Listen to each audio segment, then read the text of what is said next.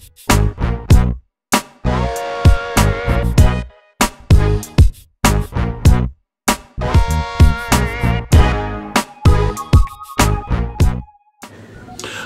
Paul Cox, Chief Instructor for Wild Geese Martial Arts.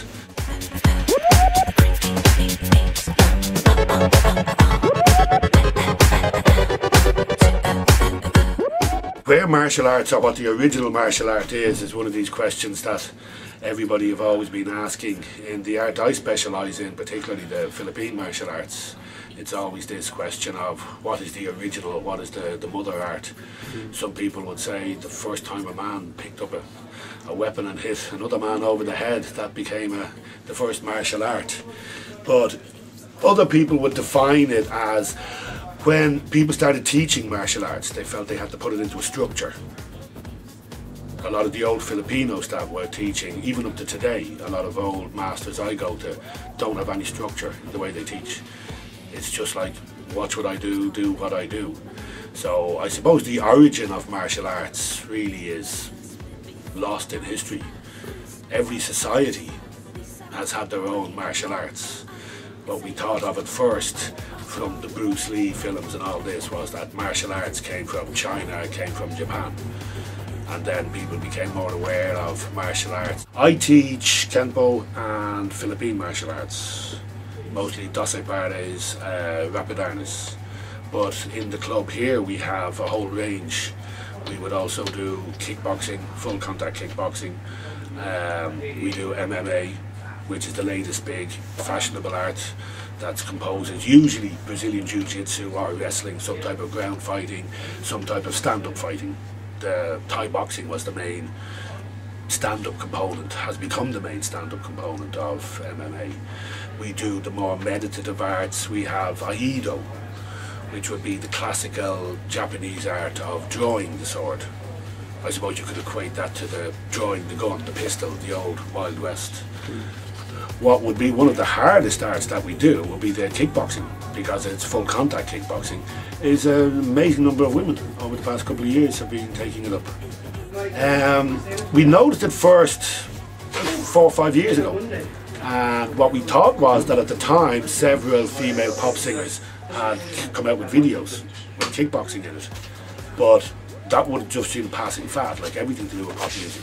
But it's something that has kept going, and there will be a very, very high number of ladies in our kickboxing class. Yeah, a lot of people are very, very wary. I mean, black belts can tend to forget what it was like to be a white belt. We make a big thing here about we're not interested in gradings, but I was before I got a black belt. And I've got black belts in about 3 different martial arts. So it's very easy for me now to go, oh, black belts aren't important. It is very important for a beginner.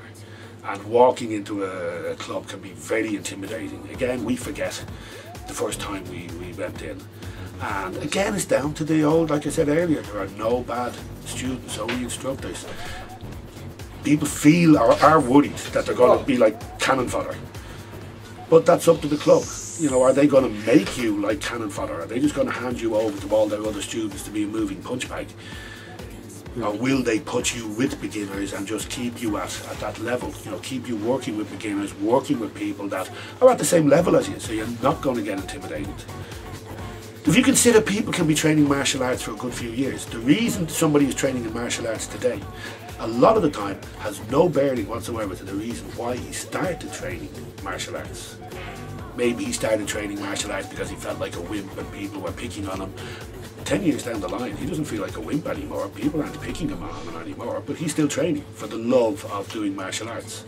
So the reason why people start training isn't necessarily the same reason why they're continuing to train. They more so for the pleasure of it. Some people for the pleasure of competition. Some people just for the pleasure. For me, it's a competition against yourself, martial arts. The Chinese attitude to martial arts is you train for life. The Western attitude is I want small little goals and how long do I have to do it to be good? Whereas the Chinese attitude was this is what you do for life. If you want to do this until you're 80, you know, you'll have to train it in a different way. They are more interested in, you know, in well-being, the physical well-being, mental well-being. And again, they've always taken a more holistic approach to health. Physical health isn't isolated from mental and spiritual health. So a lot of those Chinese martial arts do very much go in for that. Thinking about martial arts, have a look. Some people are tied up, same with here, some people come to us, they might want to do one art but the time doesn't suit them. Or have a look around. Have a look around several clubs. Have a look at the class before you just sign up. Ask them, can you sit in on a class? Or can you even watch a class? And if the instructors are like, no, we don't allow people watch, you must pay up, then I would be reluctant. But just have a look around them all. Find out what suits you. First off, find out what art suits you, if you're not sure what you want to do. There's such a range of martial arts there. And then you've got also, we'll have other considerations. What time frame suits you? You might find an art you love, but it's like, hang on, I'm working then, I can't go there. But most important thing is, have a look around, find a club that suits you, a club that you feel comfortable in, and a club that you're not going to be just a moving punch bag when you start off, that will put you in with other beginners. What would be one best bit of advice? Persevere. All those black belts that you see were all white belts.